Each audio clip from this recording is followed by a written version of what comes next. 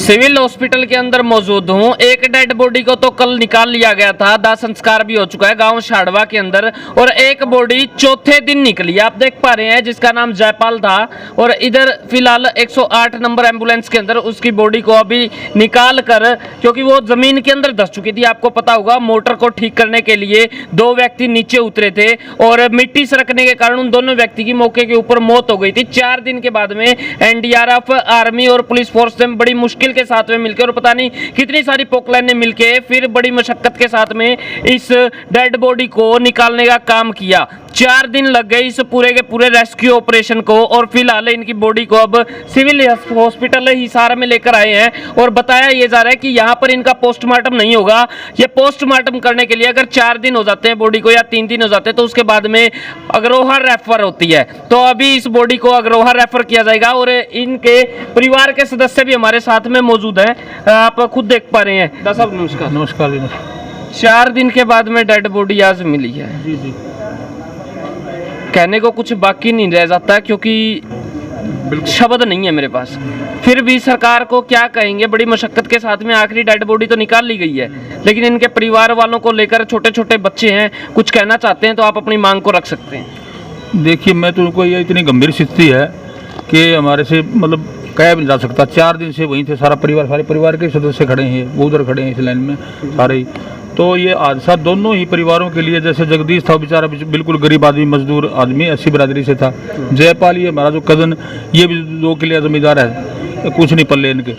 तो आज इनके कमाने वाला व्यक्ति थे वो चले गए, पीछे छोटे छोटे बच्चे रह गए। इसका एक लड़का एक लड़की है, जयपाल के लड़का 15-16 साल का है। तो मैं तो सरकार से ये मांग करूँगा कि भाई इस दुख की घड़ी में प्रशासन और शासन इनकी आर्थिक मदद करे, कम से कम 50-50 लाख रुपये मुआवजा दोनों परिवारों को दे और स्थायी नौकरी की व्यवस्था करे ताकि इनका आने वाले बच्चों का भरण पोषण हो सके। और मैं प्रशासन का ये तो करूँगा, बड़ी मतलब प्रशासन और गाँव वासियों ने इस मामले में बहुत ज़्यादा ग्रामवासियों ने मदद करी है।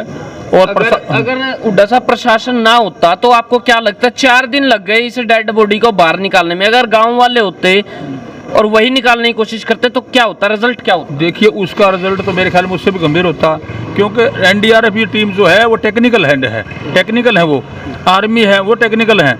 हमारे जो गांव के लोग हैं वो भावना तो बहुत मजबूत है उनकी मदद करने की। सारा काम आ गया वहाँ पर, और सारे ट्रैक्टर लगा दिए, जेसीबी लगा दी, पानी का चाय का प्रबंध सारा 4 दिन तक लगातार बैठने का उन्होंने किया, सारे ग्रामवासियों ने। लेकिन क्या टेक्निकल तो नहीं है, वो उस हिसाब से मेहनत करते, हो सके इससे ज़्यादा दिन लगते।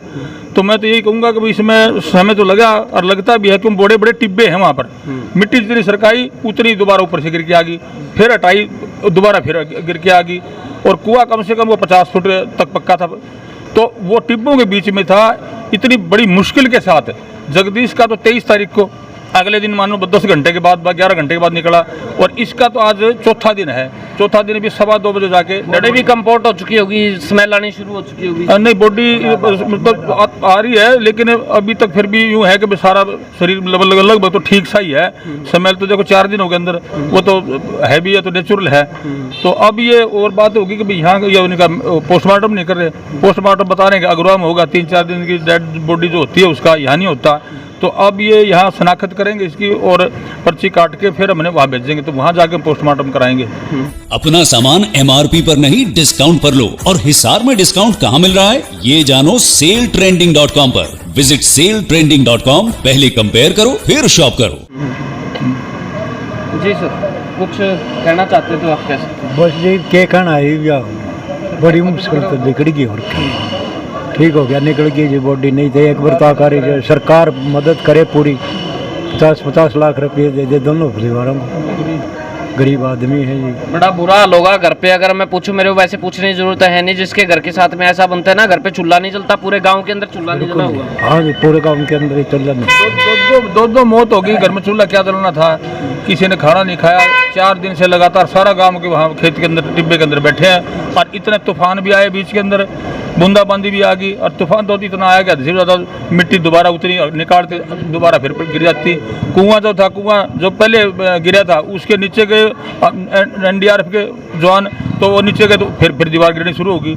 तो ये तो बहुत ही बड़ा मतलब एक इसके क्या कहे को समझ ही नहीं है, इतनी गंभीर स्थिति बनी हुई थी। तो फिलहाल 4 दिन के बाद में उस बॉडी को निकाला गया। ये तो प्रशासन की मदद रही जिसकी वजह से निकाल लिया गया। अगर एक आम व्यक्ति वहां पर कोशिश करता तो नो डाउट अभी तो 2 व्यक्ति गए थे, आगे भी जाने का खतरा जो है वो लगातार बना हुआ था। बाकी आपका क्या मानना है दीजिए कमेंट सेक्शन के अंदर जवाब। और किसानों के ऊपर 24 घंटे कहीं ना कहीं पर तलवार जो है वो लटकती रहती है और वो किसी और के लिए नहीं, हालांकि आम जनता के लिए ही हमेशा लगे रहते हैं, उन्हीं के पालन पोषण के लिए लगे रहते हैं। और बाकी आपका क्या मानना है कमेंट सेक्शन में जवाब जरूर दीजिएगा। आवाज को सरकार तक पहुंचाइए ताकि उनकी कुछ आर्थिक मदद हो पाए। देखते रहे HR 20 न्यूज़ इंडिया, आपकी आवाज। धन्यवाद। जय हिंद, जय भारत।